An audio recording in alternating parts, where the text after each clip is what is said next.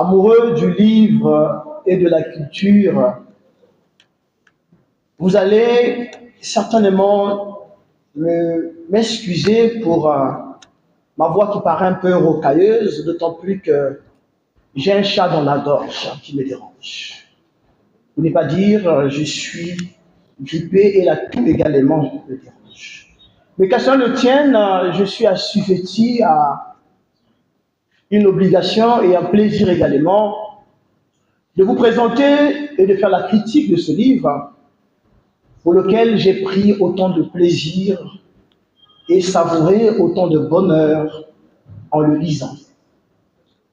Ma mission consiste donc à vous donner ce qu'on appelle généralement un aperçu pour que vous ayez une idée, tant soit peu, de ce livre et ce qui certainement amènera les uns et les autres à s'y intéresser et par voie de conséquence à l'acheter.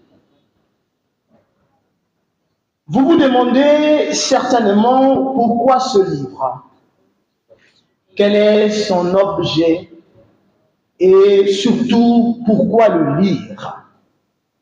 Voici autant de questions, mais qui sont d'une pertinence à la fois sagace et délicieuse que vous avez raison de vous poser et qui valent leur pesant d'or dans un monde de plus en plus connecté et dans lequel l'homme, avec grand H bien entendu, se complaît à se nourrir plus des choses futiles que des choses utiles. Je vais dire des choses utiles qu'on trouve dans les livres. Or, un livre n'est pas seulement un objet d'art, mais aussi et surtout un puits de connaissances et du savoir, quelle que soit sa forme et son genre. Et le livre qui nous réunit ici, combien il est beau d'être réunis autour d'un livre. Le livre qui nous réunit ici en est une parfaite illustration. Ce livre, entendons-nous bien, c'est un roman dont la structure comprend 10 chapitres.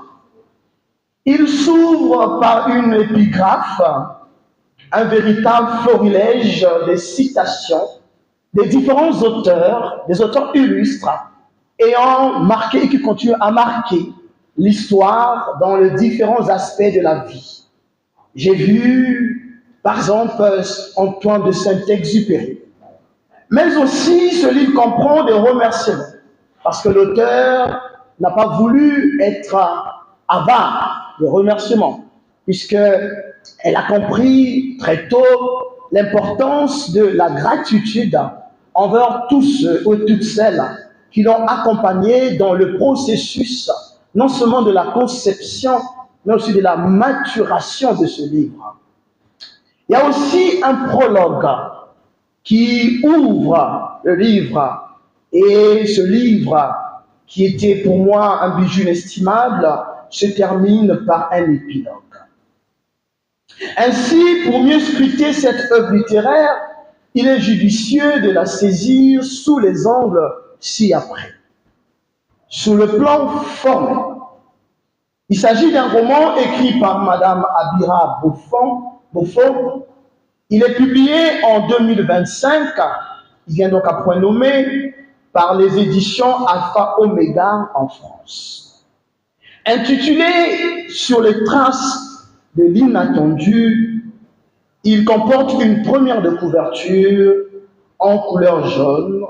Sur le fond de cette couverture, on aperçoit un amas impressionnant des buildings ou de gratte-ciel, ce qui peut supposer ou traduire, dans le cas de ce roman, l'esprit de fermeté, l'esprit de persévérance, l'esprit de résilience qui caractérise l'héroïne de cette œuvre.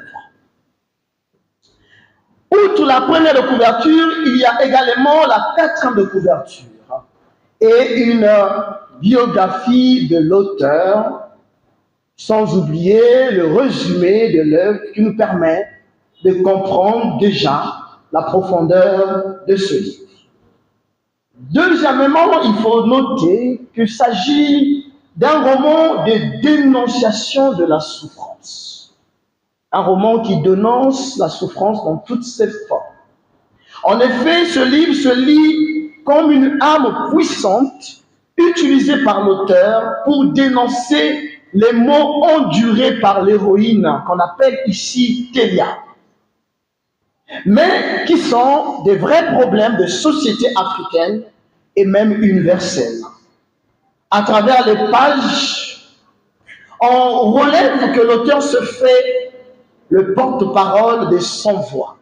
Cela rejoint la pensée sublime ou sublimissime du grand poète Aimé Césaire dans le cahier d'un retour au pays natal, quand il dit « Ma voix sera la voix de celles qui n'ont pas de voix ». Mais aussi le porte-parole des délaissés, des malheureux, des gens brisés. À cet effet, plusieurs mots sont dénoncés comme la maltraitance des enfants, surtout des orphelins, la spoliation des biens du défunt par ses parents, l'abandon des orphelins à leur triste sort, les traitements inhumains, cruels et dégradants, les humiliations, les brimades, les privations, les persécutions, la tentative de viol et le harcèlement sexuel. Télia, l'héroïne, a connu très jeune ce lot des 11 ans, ce lot de souffrance après la disparition tragique de ses parents et de son frère au cours d'un accident de circulation. À partir de 11 ans, imaginez le choc que cet enfant a dû subir et le traumatisme qui peut briser sa vie si on n'a pas en soi-même des ressources capables de se relever et de marcher la tête haute. Troisièmement, c'est un roman de résistance au mal et à la douleur. Ça nous rappelle certainement Alfred de Musset qui disait « L'homme est un apprenti, la douleur est son maître, nul ne se connaît tant qu'il n'a pas encore souffert. » Résister au mal n'est pas donné à n'importe qui. Résister au mal dans ce monde cruel, c'est persévérer, c'est faire preuve de résilience. Sans aucun doute, Télia, notre héroïne, a appris dès son jeune âge à lutter contre le mal, à résister aux attaques et à se battre dans la vie. La preuve est qu'elle s'est royalement battue contre la maltraitance, contre les humiliations, contre le rejet dont elle était l'objet. Elle n'a pas désespéré, mais au contraire, elle a résisté et déployé toute son énergie pour transcender ces moments difficiles qu'elle traversait. Elle n'est pas de la catégorie des personnes qui abandonnent, mais de celles qui résistent et qui avancent au milieu des tempêtes, au milieu de bourrasques, au milieu de cyclones. C'est ainsi qu'elle a résisté contre la maltraitance de son propre oncle, contre la tentative du viol de son bel oncle, le mari de sa tante. Elle a résisté contre la dureté de la vie en Europe pendant ses études à Paris. Elle a résisté contre les stéréotypes racistes. Elle a résisté contre la misogynie de son mari. Elle a résisté contre les conséquences effroyables du divorce en élevant toute seule sa fille avec le seul dessein noble, c'est celui de lui offrir un avenir radieux. La résilience, en un mot, traverse ce roman comme un fil rouge du destin. Quatrièmement, mesdames et messieurs, ce roman est aussi un roman d'amour et de bonheur. Et oui, à côté de la souffrance, à côté de la douleur, il y a des fleurs, des plantes, une plante d'amour et de bonheur qui germe.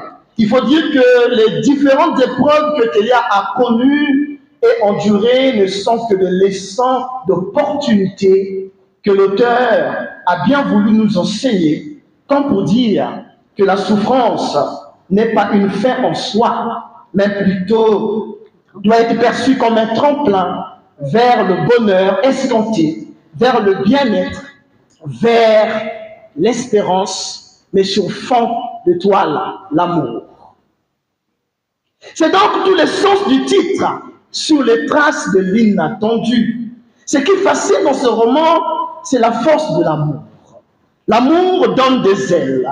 L'amour procure de la persévérance. L'amour procure de l'espérance. Cette expression de l'amour comme socle et but ultime de la vie et de toute relation se traduit aisément sous plusieurs formes. On nous retrouve l'amour parental que Télia a bénéficié. Et c'est cet amour qui va l'aider à persévérer dans la vie. Il y a aussi l'amour de Télia envers son premier mari, puisqu'elle va même décider d'abandonner son propre travail pour le bien-être conjugal. Il y a aussi l'amour de Télia envers sa fille, l'amour de Télia envers les autres. Il y a une scène peut-être qui fera l'objet de lecture, là où elle a sauvé une femme enceinte. L'amour de Télia envers Christopher. Permettons de soupirer sous le beau prénom de Christopher, mais qui a électrisé les battements du cœur de Télia, de façon à la fois douce, tendre et délicieuse. En effet, la beauté de ce livre réside davantage dans le jeu de l'amour entretenu entre Christopher et Télia, dont la force du destin amènera jusqu'à se convoler en juste noces avec deux présents délicieux, je vais dire deux jumeaux que la nature va le gaver. Mesdames et messieurs, ce roman écrit à la troisième personne du singulier avec un style simple mais savoureux s'inscrit en un mot dans le cadre des romans qui ont pour fonction primordiale de se nourrir de la fiction et de la réalité à la fois, mais surtout de dénoncer les mots auxquels chacun de nous peut être confronté et d'amener chaque lecteur à se remettre en cause, à se connaître et pourquoi pas à se transcender, parce que ce roman met au cœur de plusieurs pages la présence d'une femme forte, d'une femme disciplinée, d'une femme indépendante qui a su construire sa vie pierre après pierre dans l'amour et la persévérance jusqu'à occuper une position capitale dans le monde des affaires internationales, comme quoi rien ne sert de courir, il faut partir à point, car tout vient à point nommé à qui sait attendre. Vous vous demandez certainement, mais c'est quoi l'inattendu? Ceci étant dit, je me réserve en tant que littéraire de vous donner la solution à cette question, puisque je ne peux pas tout dévoiler ce livre. Achetez, si vous voulez en savoir plus et être emporté dans les vagues mielleuses, comme dans la magie fusionnelle de ce roman à la fois palpitant et époustouflant que je vous recommande vivement. Je vous remercie. Merci beaucoup, Arnaud. Merci beaucoup.